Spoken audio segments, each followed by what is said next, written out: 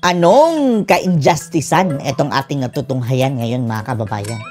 Akalain nyo, para talagang pinagplanuhan mga kababayan ng mga grupo ng mga bangag na nagsasampa ng kaso kay dating Pangulong Duterte sa ICC na patagalin ang kaso mga kababayan hanggang mabulok sa kulungan si Tatay Digong. Binigyan na sila dati ng deadline mga kababayan na magsumiti ng ebidensya sa gagawing pre-trial ngayong September mga kababayan. Anong ginawa ng mga bangag? Itong prosekusyon mga kababayan na nagsampa ng kaso kay Tatay Digong. Humingi ng extension mga kababayan dahil hindi pa pala kumpleto ang kanilang ebidensya laban kay dating Pangulong Duterte. At pinayagan naman ng ICC. At bilang resulta niyan mga kababayan, makukulangan ang depensa ni Tatay Digong mga kababayan, yung kanyang mga abogado. Makukulangan ng oras para tingnan yung ebidensya na supposedly mga kababayan, deadline na. At pinayagan ng ICC na mag-extend. Hanggang ngayon, naghahanap pa rin sila ng ebidensya mga kababayan. Papalapit na ang September. Paano nila ito didepensahan mga kababayan? Titingnan pa yan nila isa-isa Kukulangin sila sa oras. Yung mga abogado ni Tatay Digong para paano ito i-counter. At itong ICC naman mga kababayan, extend. Habang nakakulong si Tatay Digong. Ay nako, ang mangyayari daw niyan mga kababayan, ay malamang sa halip na sa September, baka mapuspone na naman mga kababayan yung pre-trial na yan.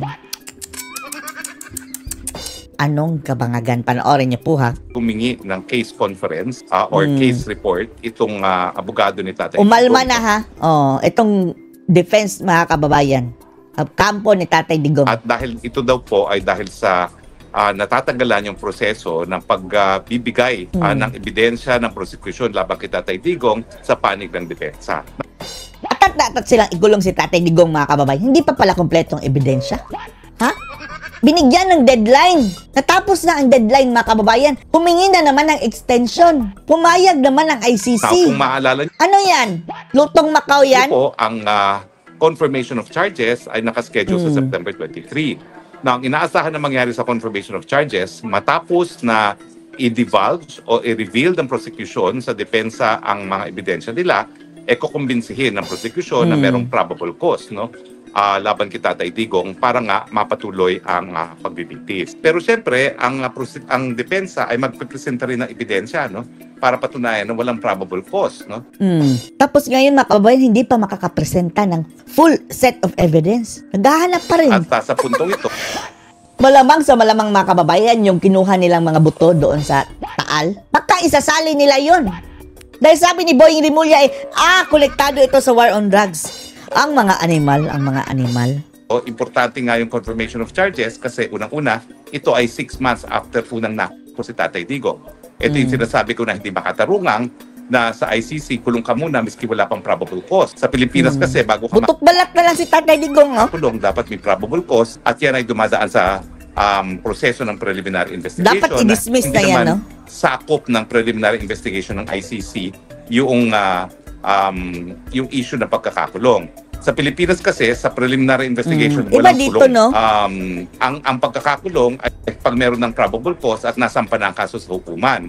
Pero dito sa ICC, merong preliminary investigation, wala ngang kulong, pero kapag merong sapat na ebidensya, good evidence, para magpatuloy at mag-issue ng warrant of arrest, mag-i-issue sila ng warrant of arrest, miski wala pang probable cause. Yan kasing warrant of arrest, sa tingin natin, minadali yan. Nagsabuatan ang mga bangag mga kababayan at ICC Kaya, ngayon pa lang mga kababayan, nakikita natin ang something is fishy. Miski wala pang likelihood na merong krimen na nangyari at likelihood na yung mga nasasakdal ay siyang gumawa ng krimen, nakakulong na yung akusado. Now, ang narireklamo ng ating ng abogado ni Tatay Digong ay napakatagal na panahon na raw ang binigay sa kanila. Sa katunayan, 4 na buwan na nga nakalipas mula nang nakulong si Tatay Digong. Hanggang ngayon, hindi pa nailalabas ang lahat, ang kabuuan ng ebidensya labang kay Tatay Digong. At habang hindi natin nalalaman... Malamang idadagdag yung mga buto sa Taal mga kababayan na ang sabi ng yung mga expert. Buto daw ng baka, bovine, ano ba yun? Basta hayop mga kababayan ng itsura. At sabi ni Raquel Fortun, mga kababayan, yung handling daw nung nakuhang mga boto, hindi na dumaan sa tamang proseso. Kung anong ebidensya ng prosecution, hindi rin malalaman ng depensa kung ano ang ebidensya na isusumite rin para patunayan ng walang probable cause. So naintindihan natin na ang concern ng depensa na hindi naman po pwede magtuloy ang confirmation of charges na hindi nalalaman ang kabuuan ng ebidensya laban kay Tatay Digong. Pero ano naman ang downside nito? Ang downside nito, mukhang mapopospone ang confirmation of charges. Kasi kapag Ayan na naman, another 6 months. Isang taon na kukulong si Tatay Digong.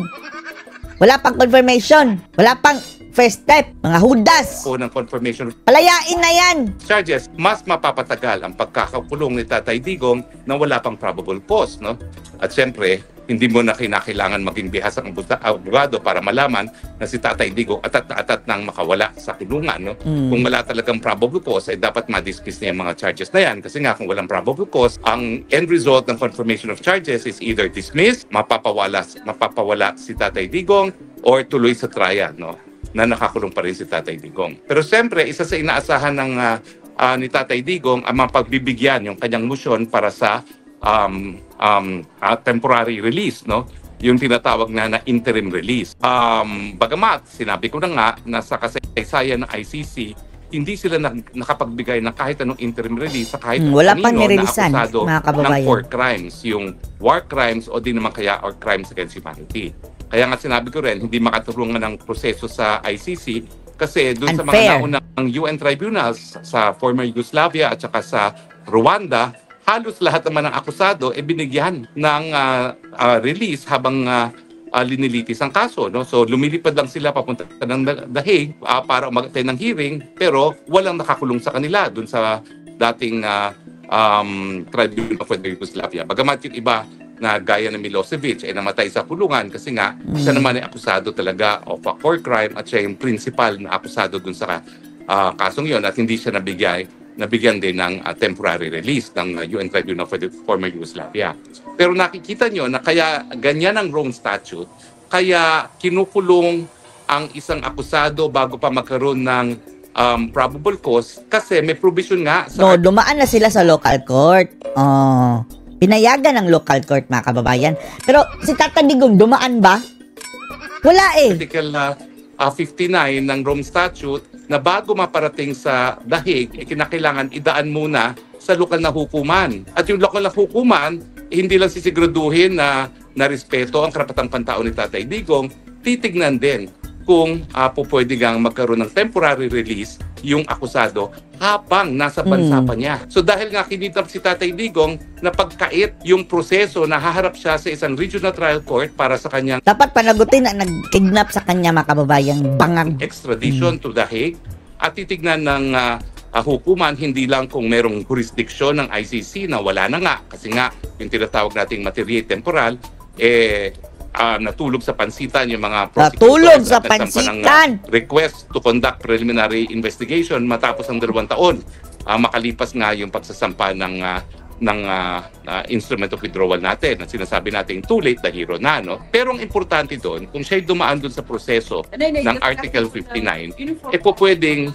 pinag-utos din ng Pilipinong hukuman ang temporary release ni Tatay Digong habang dinidinig yung kaso for extradition na napagkait nga sa kanya. So sa akin talaga, mas magandang remedyo na makabalik talaga doon sa Pilipinas si Tatay Digong under Article 59 ng Rome Statute.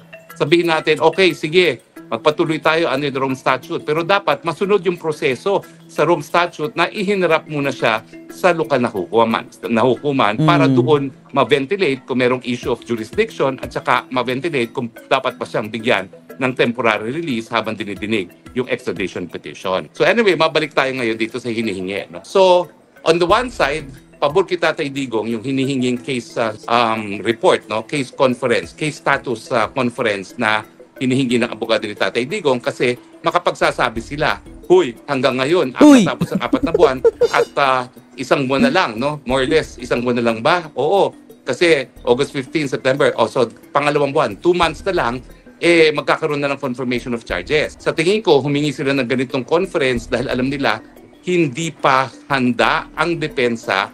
Kaya nga, ang problema dyan, mga kababayan, ito ng mga ICC dahil pumapayag na nag-i-extend mga kababayan yung deadline ng mga bangag na nagsampa ng kaso ni Tatay Digong na extend yung deadline sa magsabit ng ebidensya. Para magsumite rin ng ebidensya nila para patunayan na walang probable cause. At ang dahilan naman ay kasi hindi pa nga sinusumite at dinideklara ng prosecution sa depensa kung ano yung kabubuan ng kanyang ebidensya labang kay Tatay Digong. Tapos ang ruling ng ICC mga kababayan, bigay lahat ng ebidensya. Afterwards yan mga kababayan, mayroong cut-off. Hindi na sila pwedeng mag-submit ng another evidence. Yun lang nabigay na. Downside naman yan is mas tatagal yung pagkakakulong ni Tatay Digong na wala pang probable cause. So dapat Another talaga 6 balansin months na natin naman. no? Kung ano ang mas mabuti kay Tatay Digong. No? Sabihin natin na hindi kumpleto ang ebidensya ni Tatay Digong. Kasalanan nila yan.